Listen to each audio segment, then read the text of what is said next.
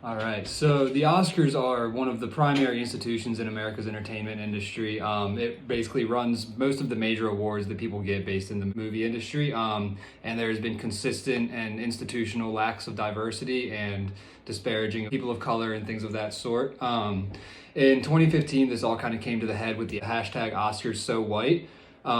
In 2014, there was 20 nominees for Best Actor within the Academy, and all of those actors were white.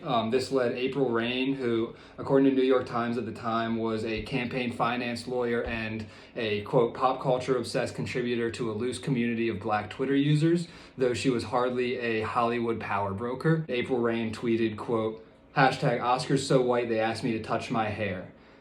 This came again as a result of the lack of representation, despite the fact that there was many prominent black people who participated in these movies that were culturally very important. These include Michael B. Jordan's portrayal in Creed, Will Smith in Concussion, and Corey Hawkins in Straight Outta Compton. Now we're going to delve more into the history of the institutional inequities within the Oscars and why this hashtag is so important. So the circumstances surrounded by the development of the hashtag, according to Berkeley, at the 87th Academy Awards for the first time since 1998, all 20 nominees for acting were white.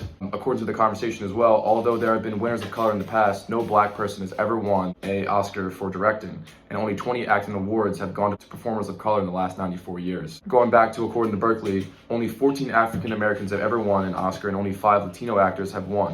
It also took 73 years for the first African American woman to win an award for the Best Actress, which was Halle Berry back in 2002. And as of 2019, she's the only African American woman to ever win that award in that category, and there's only 4 men that ever won Best Actor in 2019 as well. Since the success of the hashtag, there's been a bit of a multicultural gold rush in the box office, as the New York Times would put it.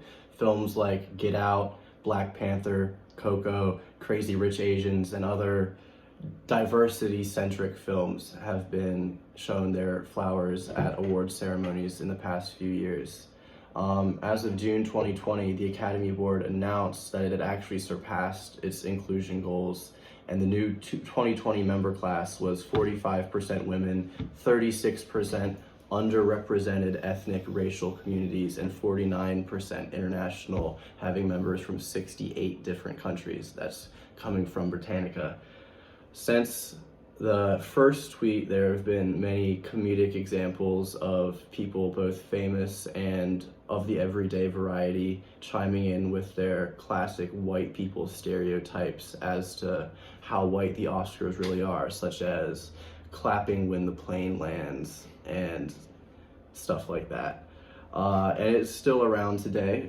In fact, there have been many spin-off hashtags that have been inspired by hashtag #OscarsSoWhite as people begin to notice similar issues with other media and programming, including just the other night, the hashtag #TheVoiceSoWhite circulating on Twitter, pointing out the disproportionate advancement of white singers on the show.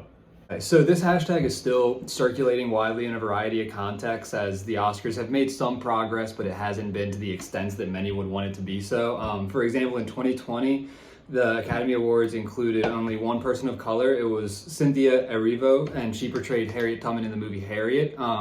This is an example of another sort of systemic issue in the way that these awards are given, because typically these people of color are only given awards when they're playing a role that is either in the context of something like slavery or another one of these horrific moments in history. That's typically when these awards are given, or in the context of people of color typically playing roles that are either in a role of subordination or submission to someone who is not a person of color. You see this, the first non-white actor to ever win an Academy Award was Hattie McDaniel, and she won a Supporting Actress Award. And she was playing basically a mother figure. She was essentially a maid within the movie, and that just is showing that there's still a lot of progress to be had. Even though this hashtag did sort of start that movement, there's still a lot of work to be done.